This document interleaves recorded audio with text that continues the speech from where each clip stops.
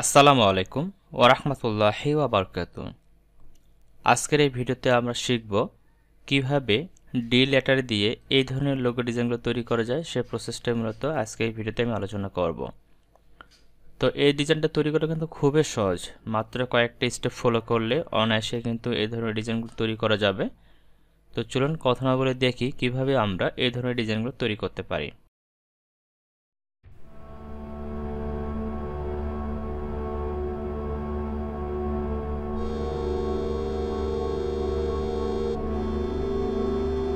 ডিজাইনটি তৈরি করার জন্য প্রথমে আমি ফাইলে ক্লিক করতেছি, ফাইল থেকে নিউ ডকুমেন্ট একটা ক্রিয়েট করে নিচ্ছি। এখানে 1920 বাই 1080 আর্টবোর্ড নিচ্ছি। আপনি যে কোনো ধরনের আর্টবোর্ড নিতে পারেন। দেন ক্রিয়েট বাটনে ক্লিক করে সম্পূর্ণ নতুন একটা আর্টবোর্ড তৈরি করে নেব। দেন এখান থেকে যেহেতু আমরা ডি লেটারের উপর বেস করে আমাদের লোগোটা ডিজাইন করব, এজন্য আমরা টাইপিং টুলে সাহায্য নিতে পারি বা আমরা আরও অনেকভাবে করা যায়। আমি সহজ ওয়েটা দেখাচ্ছি যাতে আপনারা যারা নতুন রয়েছেন, যারা শিখতেছেন বেসিক কাজগুলো, তারা যেন সহজে কাজটা করতে পারেন তাদের জন্য। তো জাস্ট আমি টাইপিং টুলে ক্লিক করার পর কিবোর্ড থেকে ডি প্রেস করে এখানে ডি টাইপ করে নিলাম। এরপরে এখানে আপনাকে পছন্দ মতো একটা ফন্ট সিলেক্ট করে নিতে হবে যে আসলে আপনি কোন ফন্ট দিয়ে ডি লেটারটাকে ডিজাইন করতে চাচ্ছেন। তো আমি এখানে একটা ফন্ট সিলেক্ট করে নিচ্ছি, দেখি কোন ফন্টটা আমার কাছ থেকে ভালো লাগে, আমি এই ফন্টটা এখানে দিতে পারি এবং এই ফন্টের স্টাইলটা আমি এখানে বোল্ড করে দিব, তাহলে মোটামুটি একটা ফন্টের কিন্তু লুক চলে আসে। ওকে, এরপর এই ফন্টটা সিলেক্ট করে বা এই লেটারটাকে সিলেক্ট করে আমি চলে যাব অবজেক্ট মেনুতে। এখান থেকে আমি এক্সপান্ডে ক্লিক করে এটাকে এক্সপান্ড করে দেব। অবজেক্ট এবং ফিল দুইটাতে টিকমার্ক দিয়ে জাস্ট ওকেতে ক্লিক করব, এটা আমাদের এক্সপান্ড হয়ে যাবে। এটাকে আমি মাঝ বরাবর অ্যাডজাস্ট করে নিচ্ছি আর্টবোর্ডে।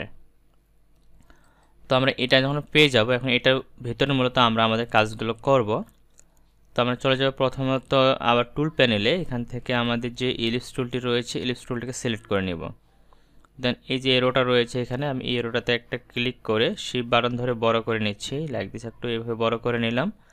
সুতের স্ট্রোকটা রাখবো, ফিল কালারটাকে তুলে দিব, মানে যদি এখানে ফিল কালার দেওয়া থাকে এভাবে ফিল কালারটা এখানে অফ করে দিবেন, শুধু স্ট্রোক কালারটা দিয়ে রাখবেন এবং স্ট্রোক সাইজটা 1 বা প্রয়োজন মতো দিয়ে রাখবেন। দেন এটাকে আমি মুভ করে নিচের দিকে নিয়ে আসতেছি এবং এই অংশটাকে আমি নিচের এই অংশের সাথে অ্যাডজাস্ট করে রাখবো, এখানে রাখলাম।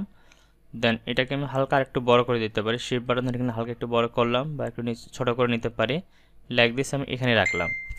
তো এই রেক্ট্যাঙ্গেলটাকে এখানে সেট করার পরে আমরা দুইটাকে একসাথে সিলেক্ট করে নিব। সিলেক্ট করার পর এখান থেকে শেপ বিল্ডার টুলে ক্লিক করব। শেপ বিল্ডার টুলে সিলেক্ট করার পর কিবোর্ড থেকে অল্টার বাটন প্রেস করে এই বাইরে এই লাইনটাকে ডিলিট করে দেবো। দেন এখানে ক্লিক করে মাঝখানে যে অংশটা রয়েছে এটাকে ডিলিট করে দেবো অল্টার বাটন প্রেস করে। দেন এটাকে একটা অংশ করে নিব, সরি, এখানে অবশ্যই একটা ফিল কালার দিয়ে দিচ্ছি, ফিল কালারটা দিলাম, এখানে একটা ক্লিক করে এই কালারটা দিলাম। দেন এখানে আরেকটা কালার নিচ্ছি, ধরেন এই কালারটা নিয়ে নিচ্ছি এখানে বা এটা নিচ্ছি, দেন এই কালারটা এখানে দিয়ে দিলাম। তো দুই জায়গায় আমরা দুইটা কালার কিন্তু পেয়ে গেলাম।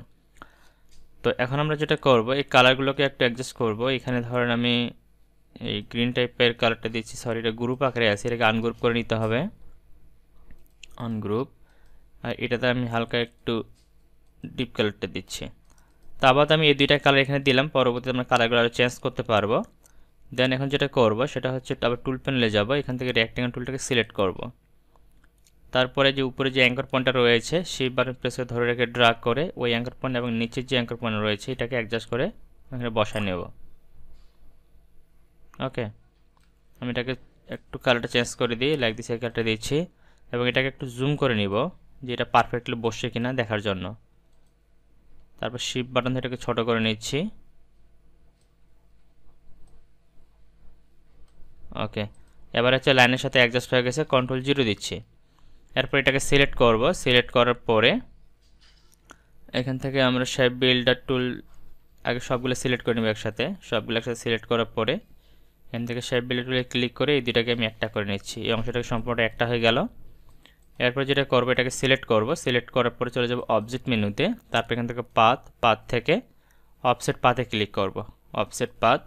দেন এখান থেকে 10 পিটি দিয়ে রেখে জাস্ট ওকেতে ক্লিক করব, সবগুলোকে সিলেক্ট করব, আবার শেপ বিল্ডার টুলে ক্লিক করব, অল্টার বাটন প্রেস করে এটাকে মাইনাস করে দিব, তাহলে এটার মাঝখানে একটা অংশ আমাদের গ্যাপ হয়ে যাবে, যেমনটা আপনি এখানে দেখতে পাচ্ছেন।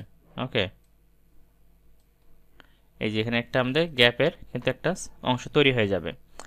দেন আমরা আবার একটা কাজ করব, এখান থেকে রেক্ট্যাঙ্গেল টুল নিচ্ছি, দেন শিফট বাটন প্রেস ধরে ঘের ড্র্যাগ করে এইভাবে একটা রেক্ট্যাঙ্গেল তৈরি করে নিলাম। দেন এটা একটা উপরের দিকে তুলে দিচ্ছি। দেন এটাকে সিলেক্ট করে অল্টার বাটন প্রেস করে এবং শিফট বাটন প্রেস করে একটা কপি করে নিচে নিয়ে আসবো এবং এটা সাইজটাকে ছোট করে দিব। এখান থেকে লাইক দিস আমি এটুকু দিলাম। এটাকে সিলেক্ট করে অল্টার বাটন প্রেস করে শিফট বাটন ধরে কপি করে নিচের দিকে নিয়ে আসবো, এখানে রাখলাম। তাহলে আমাদের এই অংশতে কিন্তু এরকম একটা অ্যাঙ্গেল তৈরি হয়ে যাবে। তাই এখানে কালারগুলো একটু চেঞ্জ করে দিতে হবে, যে আমরা এখানে আসলে কোনটাতে কোন কালারটা ইউজ করতে চাচ্ছি। যেমন এখানে আমি এই কালারটা দিতে পারি এবং এই জায়গাতে আমি আপাতত এই কালারটা দিয়ে রাখি, পরবর্তী কালারগুলো চেঞ্জ করব। এখন দেখেন এটার মতো কিন্তু এখনো হয়নি। এখানে কিন্তু দুইটা ক্যাটাগরি আমি করছি, একটা হচ্ছে এই যে দেখতে পাচ্ছেন এখানে একটু গ্যাপ দেওয়া আছে আর একটা কিন্তু অ্যাডজাস্ট করা আছে। তো অ্যাডজাস্ট করা যে লোগোটা এটা কিন্তু আমাদের রেডি হয়ে গেছে। এখন হচ্ছে এটা যে এখানে একটু গ্যাপ, এই গ্যাপটা কীভাবে দিব। তো এই গ্যাপটা দেওয়ার জন্য জাস্ট আমরা নিচে যে অংশটুকু রয়েছে নিচের অংশটুকু সিলেক্ট করব। সিলেক্ট করার পর এখান থেকে অবজেক্টে যাব, অবজেক্ট থেকে পাতে যাব, পাত থেকে আমরা এখানে অফসেট পাতে ক্লিক করব। তারপর এখান থেকে আবার 10 পিক্সেল দিয়ে রাখবো, দেন ওকেতে ক্লিক করব। দেন আবার সবগুলোকে একসাথে সিলেক্ট করে নিচ্ছি।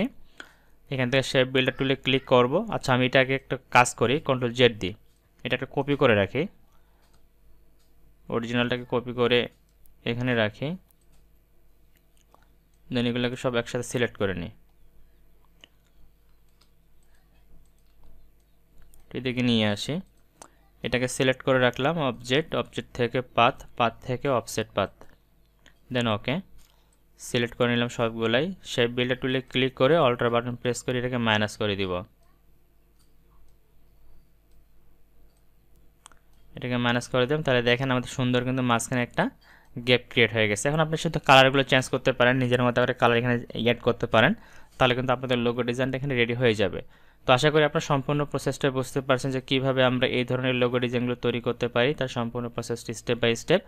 তারপরে যদি আপনাদের বুঝতে কোনো জায়গায় কোনো ধরনের সমস্যা হয়ে থাকে বা সমস্যা ফেস করে থাকেন, অবশ্যই সেটা আমাকে কমেন্টে জানাতে পারেন, আমি সেই বিষয়গুলো ক্লিয়ার করতে চেষ্টা করবো ইনশাল্লাহ। আর আপনারা পরবর্তীতে কী ধরনের টিউটোরিয়াল চান অবশ্যই সেটা আমাকে জানাবেন, আমি চেষ্টা করবো সেই রিলেটেড টিউটোরিয়াল দেওয়ার। সকল সুস্বাস্থ্য কামনা করে ভিডিওটা এখানে শেষ করতেছি। আল্লাহ হাফেজ।